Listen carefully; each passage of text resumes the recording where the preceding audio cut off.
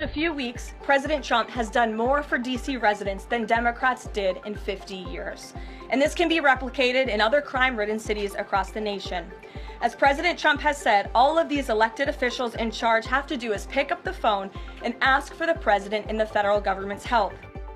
So you hear it there, the White House touting President Trump's federal takeover of the D.C. police force. That has prompted a huge wave of Democratic criticism. But now the governor of California, Gavin Newsom, may be taking a page out of the president's book. Peter Doocy joining us live at the White House with more on this. Hi, Peter.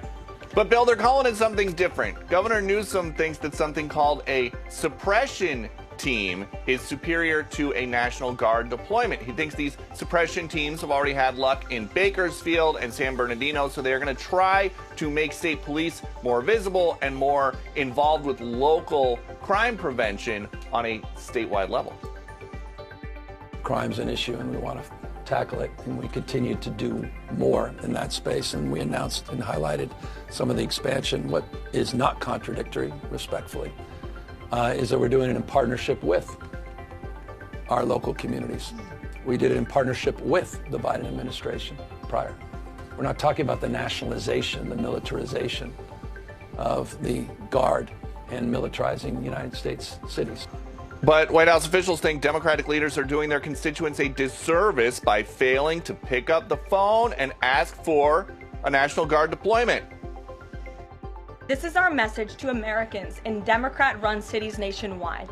Decline is a choice. You don't have to live in constant fear of being robbed, raped, or murdered. Your leaders are lying to you, and they have been failing you for decades. And when you talk to officials around here at the Trump White House, they think that the success with cleaning up D.C. over the last couple of weeks since the beginning of August is one of the second term's biggest successes. Back to you.